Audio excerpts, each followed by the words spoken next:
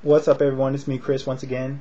I'm here to talk about some fights coming up this next weekend, and I just wanted to give a quick thoughts on the Calzaghe Jones fight. I didn't order the fight, so I haven't seen it. Just didn't feel like dropping that much money on a fight that I'm not saying I wasn't intrigued by it, but I just didn't think that fight was worth the money, especially with the undercard. So I'll be watching that on HBO next weekend for free.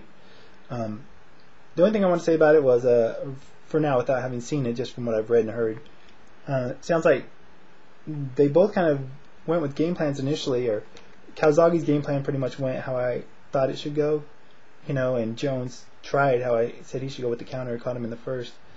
But sounds like Calzaghe overwhelmed him the rest of the fight, similar to how Glenn Johnson did. But he wasn't able to TKO him like Johnson. I just want to say about both these guys, like I said, without seeing the fight, I'm not really going to get too much into it, but I think both these guys from here on out should probably retire. Roy doesn't really have anything left to prove. People say, there's a Hopkins fight out there for him. I don't think Roy really wants that fight. Bernard does. I don't think Roy does. Roy may be able to go off, right off into the sunset on a high note if he takes that fight and wins. But if he loses, then what? There's no other fights out there for him. Nobody wants to see Roy go out on a big losing streak. So I think it's best for him to just retire at the moment. He's got his legacy. He's safe and secure. So no need to go out on any other losses or potential losses. Calzaghe, I think he should retire as well, to be honest, only because he's spoken about it. People are saying, he has the Hopkins fight out there too, rematch. He beat Hopkins the first time. It was close. I know there are a lot of people, media and fans alike, that think Hopkins won that fight. But the fact of the matter is, Calzaghe got the decision. I just don't think that's a fight Calzaghe necessarily is, has the desire for, to be honest. And aside from that fight, there's nothing really else out there for him. Could fight Chad Dawson, but if he wins, that's not really going to do anything for him, to be honest. Glenn Johnson, maybe, I don't know. There's no real other fights out there for him at this point in his career, so why not go on a high note? So that's that for now. I'll talk more about that fight after I see it.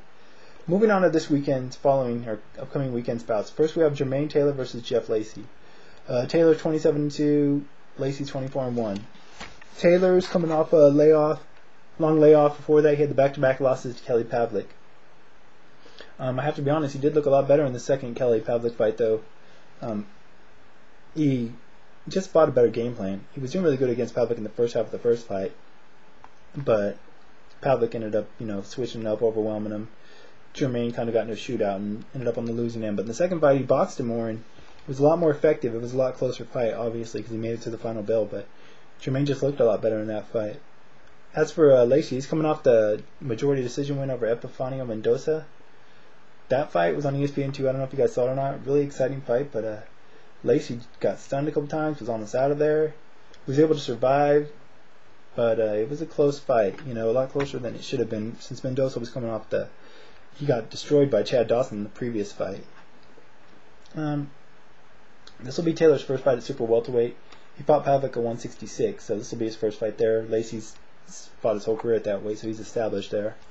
The thing is, Lacy hasn't looked the same since the Calzaghe fight. He's had 3 fights since then. He hasn't looked really that impressive, or not like the pre-Calzaghe fight Lacy that we're used to seeing. And after the Mendoza fight, he said he was going to retire. He announced his retirement. That lasted all of less than a week, I believe. People were saying it was mainly because he wanted to get more money for the Jermain Taylor fight. He felt he was not getting offered enough.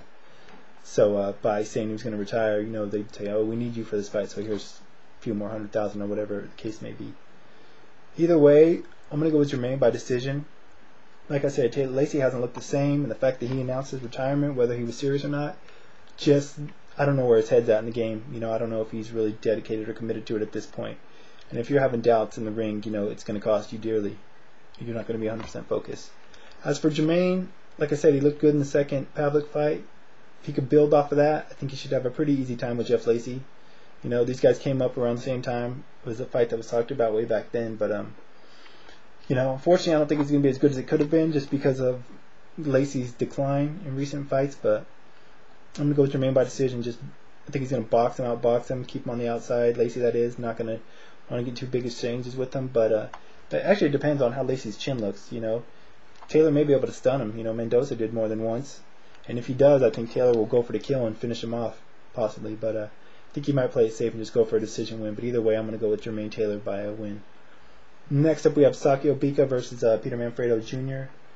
Bika's coming off a first round KO over a guy I never heard of. Didn't even know the fight happened before that. He had the exciting TKO win over Jadon Codrington to win the contender. Peter Manfredo Jr. is coming off a TKO win over Donnie McCrary. Not much to say about that.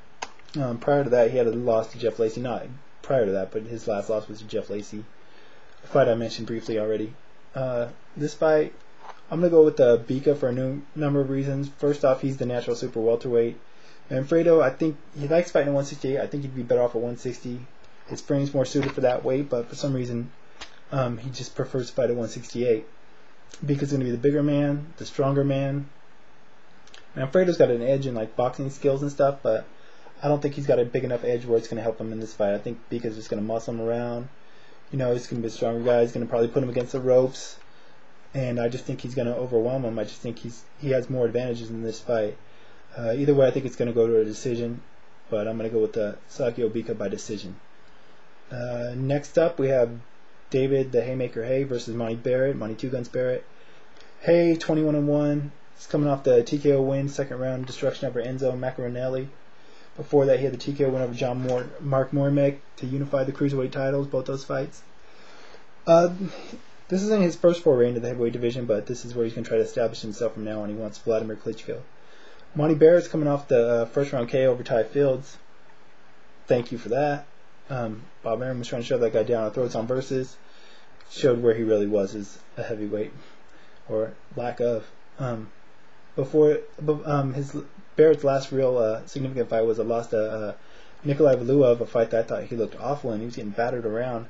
I was thinking he should retire after that fight, but obviously he still has a little something left.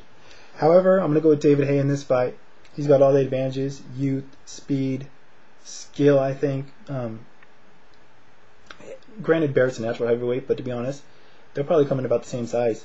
Haye's not that much smaller than him, and Haye's trying to make a name for himself. So I think he's gonna win a decision, but I think, or he could win a decision, but I think he's gonna be able to take Barrett out. I think he really wants to come out guns blazing and really set a name for himself in the heavyweight division, And he has the ability to. He definitely has the skills to, and he's a good talker. And that's something that catches the public's attention usually, especially if you can back it up. Last fight I want to talk about, Kermit Cintron versus Lovemore Endo. Cintron 29-2, 27 KOs. Endo 46-10. Cintron, this is his first fight back since his second loss to Margarito. Fight I'm sure you all saw. He was nailing Margarito with everything in the kitchen sink, but couldn't stop him, and Margarito overwhelmed him and stopped him with the body shot. Lovemore Endo's coming off a split decision loss to Paulie Malignaggi. This will be Endo. I don't know if this is his first fight at welterweight, but this fight is going to be at welterweight. I think Cintron has the advantage. He's got the size advantage. He's obviously got the power advantage. I don't know. This is a bad matchup for Endo. He's kind of like a workman-like fighter. He doesn't really have any standout skills as far as speed, technical skills, strength, or anything like that. And I just think Cintron's going to overwhelm him with power shots. I don't really see any way that Endo wins this fight. He may be the better boxer of the two. I'm not for sure about that either, but I don't think he's going to be able to employ it effectively against a guy as big as Kermit Cintron. I think it's going to be interesting to see how Kermit reacts after that second loss to Margarito. It definitely had an effect on him psychologically, mentally, and physically in the fight. But I don't think he's going to have to worry about anything that Margarito brought against Endo. So I'm going to go with Cintron by TKO. So that's it for now. Like I said, I'll get back to you guys on the Calzaghe Jones thing after I see it, and along with Taylor Lacy and everything else. So till then, I'm out of here. Bye.